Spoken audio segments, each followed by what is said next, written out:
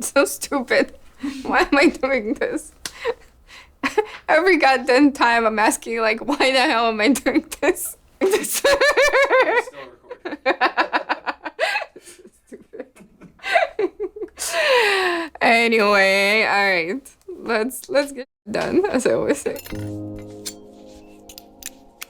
Hi, my beautiful people. I'm your skin therapist, Kate, and this is my podcast on how to get under my skin. Well, today, unexpectedly, I'm actually going to try to get under my skin myself. Again, that's not something it was planned, but as I always say, the best skill you can develop is the one on how to adapt. And that's what I'm going to try to do. So, I'll be answering some interesting questions today to you. Let's get started. I will walk away from my industry. The only thing that I can think about it if I have bigger opportunity besides that. However, I don't really see me completely walking away, even if that's something would be the case. I feel like I would still be in it even with one foot. It's not necessarily giving the treatments. It may be helping other estheticians to run the business or learn the aesthetics or somehow still be connected to the industry. I really don't see myself completely walking away from it. And I'll explain why. I feel like most of my life, one way or another, I was connected to the hospitality industry and eventually aesthetic industry. That's something I'm truly passionate about it. And I really don't know what can happen for me to completely get rid of this part of my life. So I don't see myself doing it. I don't know what else to say. Oh, is it?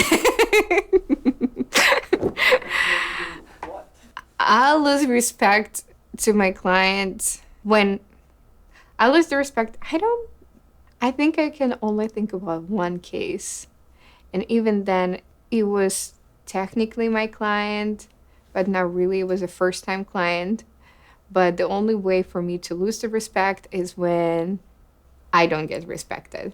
And you really have to dig down for me to get to that point. The only one case I can think about it is when I was unexpectedly had a consultation with a person who is it considered sexual assault? I think I it, think. yeah, technically. It's like, yeah. Yeah, the only reason I can lose the respect is when I'm being disrespected. And the only case I've had is when I pretty much was sexually assaulted during the consultation. I wasn't touched, but the person decided to undress himself in the front of me. And it wasn't the most professional look. And he kind of tried to get towards me, but I don't know how I kept the straight face. And since then, I always have a camera in any rooms that I work with, and there has to be other people around because I have trust issues. It kind of traumatized me a little bit, but you live, you learn. That's all I can say.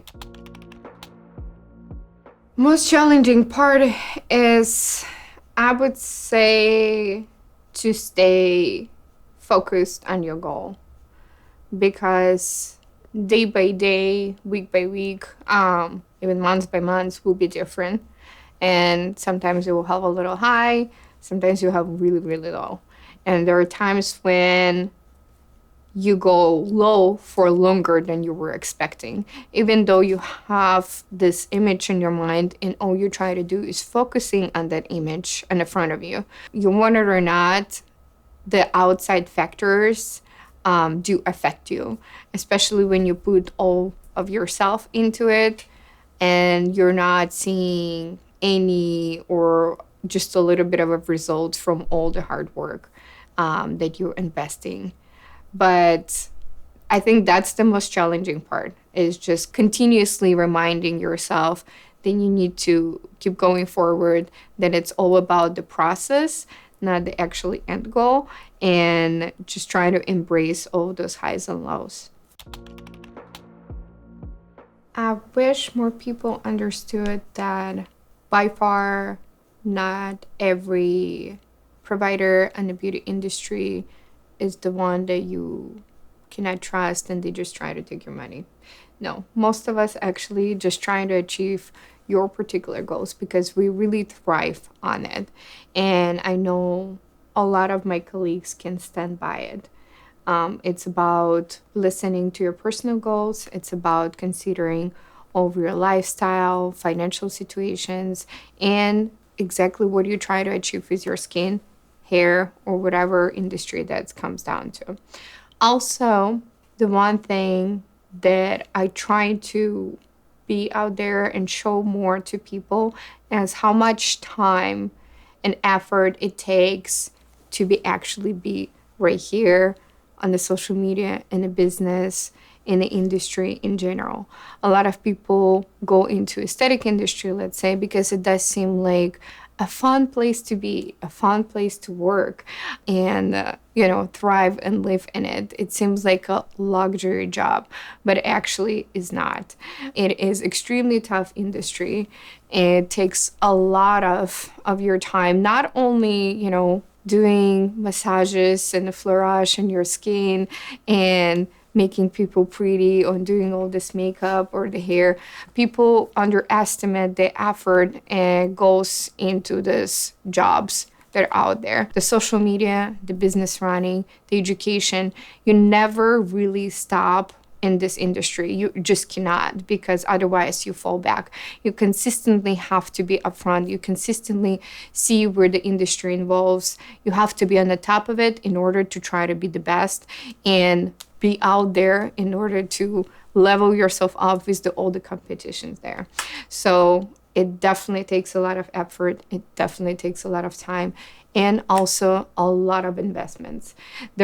A lot of people don't understand how much financially it actually takes to be or try to be the best and give you the best treatments and give you the best options for the treatments, because all of the continuous educations, all of the products, all the services that your providers give it to you, they cost a lot of money. So that's something I guess I'm trying to be upfront with people and just educate. We sometimes just don't think about it.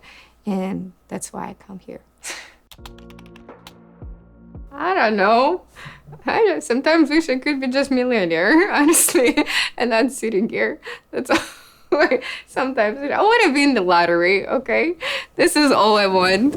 I really do. But then I keep reminding myself that it's not part of my journey. I need to embrace every little thing and every little hiccups here. And even here being without my guest today, I'm also trying to embrace.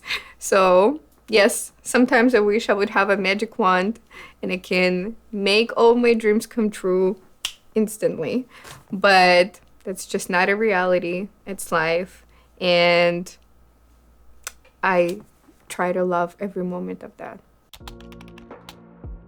I wish that I would tell the client, which I actually do every single time, is that what we do in the treatment room is only 50% of work.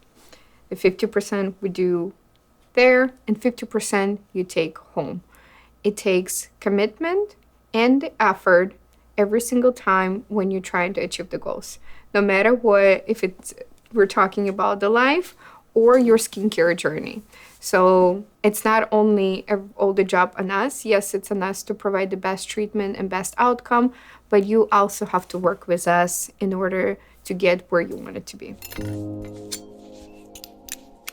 Let me know how you like the style of the podcast, which is going to be like a freestyle, very unexpectedly. But I do want to know your opinion. If there's any guests that you would like to see, any topics you would like me to discuss. And also, don't forget to like and subscribe.